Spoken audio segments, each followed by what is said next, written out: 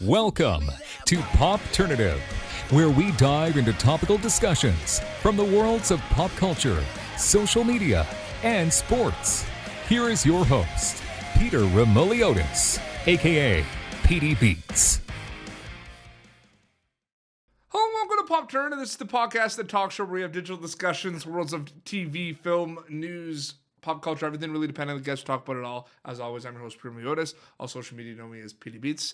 We're talking about a movie coming out called Benny Loves You. We're talking to the writer, director, and actor, Karl Holt, about this. Karl, welcome to Popternative.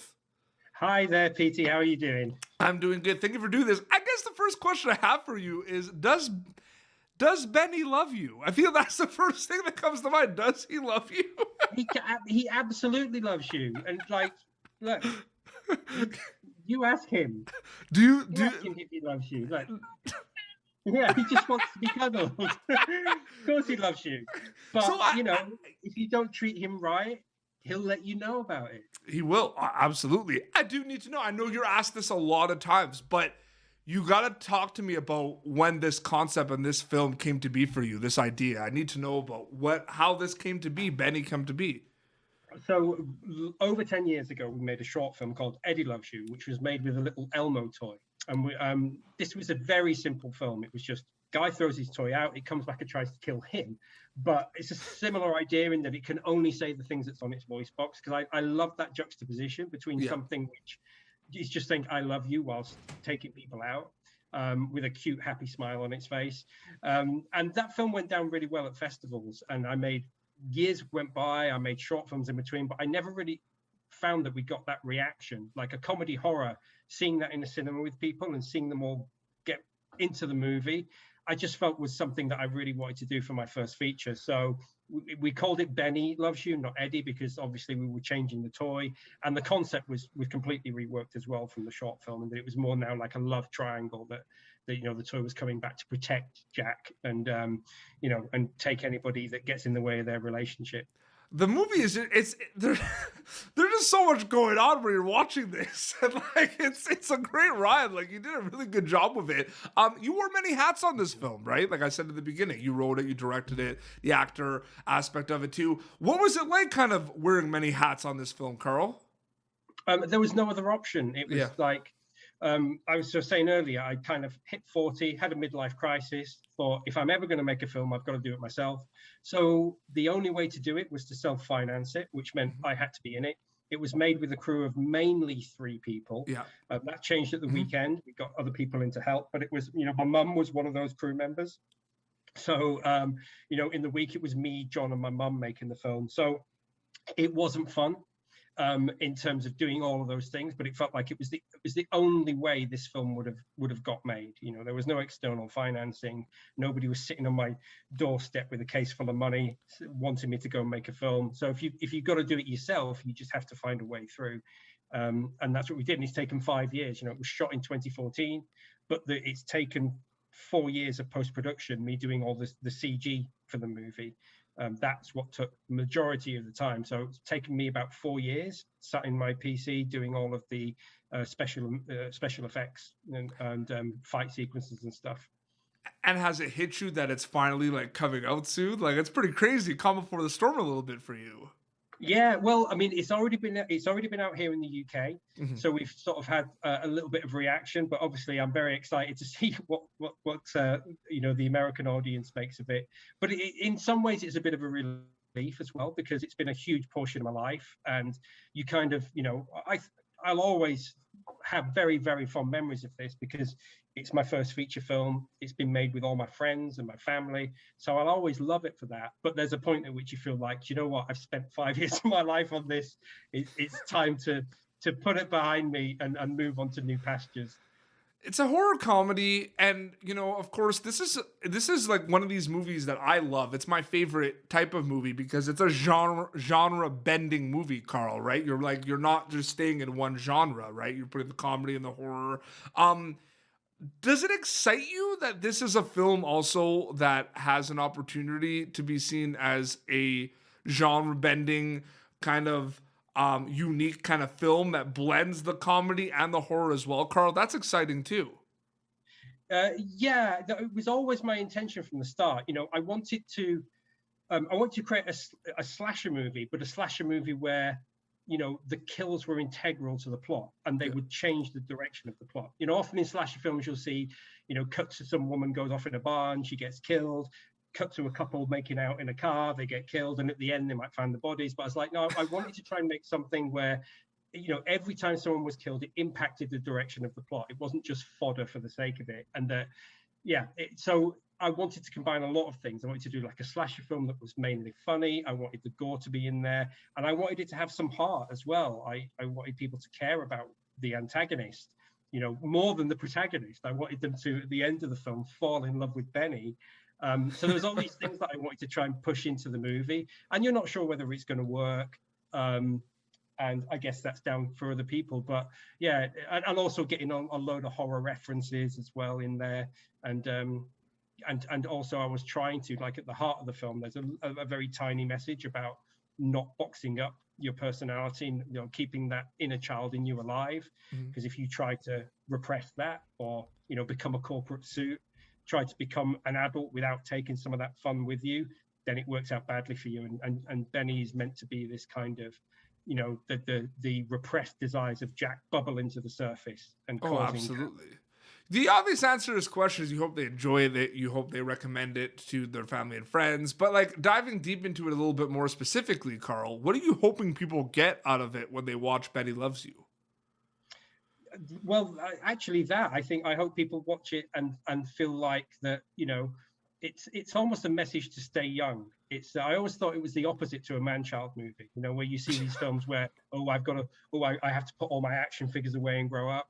And this is saying, no, you can still have those things. You don't, you don't have to become this dull sort of lifeless corporate shill in the adult world, and that all those things that you are as a child are still part of you when you're an adult. And even if you take all those things and literally pretend that they're not there, bad things can happen. So that's the small message underneath. But overall, you're right. It's just, I want people to just have fun. I want people to watch this film and feel like it's a roller coaster ride, to be laughing throughout it, to find, it's none of it is done seriously. All the gore and the effects are done in a very slapstick way.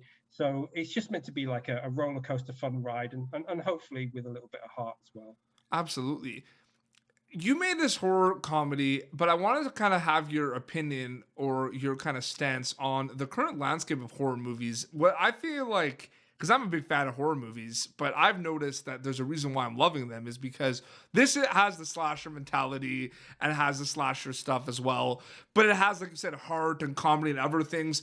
Do you find it interesting too? And the reason why horror movies are becoming more popular, Karl, is because there's more there's more ways to scare the audience now. Like, you don't have to have the jump scares and the gore. Like, there's other ways. Have you thought about that at all? It's really like evolving the horror genre. I would say the horror genre has always been, it's to me, it's the highest form of cinema. And it's funny because it gets snubbed at the Oscars, but there is no genre that's as cinematic as horror. It combines, because cinema for me, it's that magical thing that you can't get from a book or from a play or from just two people sitting in a room talking to each other. It's editing, it's sound, it's atmosphere, it's the juxtaposition of things. And I always feel like horror is just the most, it requires all the elements, lighting, some character dramas you can watch and you don't notice the lighting. No. And horror films have to be lit in a certain way. The camera movement is more pronounced. Obviously, good acting as well. You've got visual motifs and themes. So, for me, horror has always had the potential to be the greatest of all the genres, in my opinion. If it's handled right. And the good thing is I think in the 80s, there was maybe a spate of people that just made horror films for a cash grab, just made them like, oh, let's see a load of people get killed and a serial killer with a knife. And a load of people that riffed on Halloween once it had come out and just thought there's a winning formula. And I think if you do that, you're going to make a bad horror movie, because you should always be trying to put something of yourself up there on screen and trying to push the boundaries in some way. But I think now there's so many people that grew up loving horror films as a kid, and seeing lots of other cinema, that it all comes together in a whole new era of directors fusing all these different things that they saw and putting them into something fresh. Obviously, Betty Loves You is Betty Loves You. It's a genre-bending kind of horror comedy film. But there have been films in the past, like Child's Play, and of course like a lot of films about like clowns and creatures and everything, like the It movies and everything. Have you thought of that as well as kind of an advantage that people are gonna watch a trailer for Betty Loves You and be like, oh, like this like I love like the Child's Play movies, I love the It movies, man, I'm gonna enjoy this as well. They kind of work together as a tag team a little bit too. Have you thought about that at all? No, I haven't. I mean, my inspiration for creating it was really just to those things that I was talking about, to put those things up on screen and to put some of your own personality up there on there. But I don't really compare it to other things. I mean, a lot of people have said, Child's Play. There was one moment where this film's taken me 5 years to do. So back in 2019, when I pretty much finished the film and I was just doing the score for the movie at that point, I just finished doing all the visual effects and we're just moving into the score. I went to the cinema to see the Child's Play reboot, and I was like, oh my God, it's like my film, because, in the toy comes back to protect the owner. And there were so many beats that were similar. Like there's even a point in the film where they try to hide a severed head from the cops. And it ends, I think, there's like the last one of Chucky gets shot in like slow motion, jumping through the air by someone, and I was like, someone's seen my script, and I had a panic attack. I didn't think about that until now. In the cinema. Honestly, it was the worst day of my life. But then you can't take that back, because now people will say, oh, he just ripped that off. But yeah, so no, I say. But yours came first, though. You did yours 5 years ago, though. Yes, but who's going to believe that? Who's going to believe that? I spent 5 years in an office. I believe you, Carl. I believe you. I believe you. Thank you. You're the best, PT. Thank you so much. Thank you so much for doing this interview. I really appreciate it, man. No, thank you for having me. It's been a lot of fun. So people are going to be able to see the film soon in the U.S. Can you plug away? They're going to be able to finally see it. Yeah, it comes out on video on demand in the States on the 11th of May. And I think there's a small theatrical run on the 7th. Is there any? If you like it. Is there any social media accounts that people could follow or anything? Anything catch up on social media? Yeah, we're on Twitter and Facebook. So I think if you just search for Benny Loves You on Twitter, you'll find us there. I mean, I'm also there myself, Carl. I've got my own personal account on Twitter. So yeah, you follow us there, and we can keep you up to date on everything that's going on. But yeah, the big news is the film's coming out. We're making some little toys as well. We've had a lot of requests for little Benny toys. Oh, I can imagine. Absolutely. Yeah, if you're interested in that, follow us on Twitter, and we'll keep you up to date. Absolutely. Well, say bye to tell Benny I say hi, and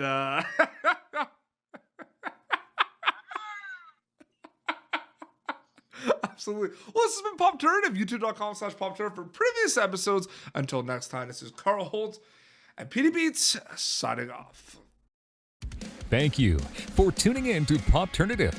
Make sure to check out our past episodes of Popternative on YouTube.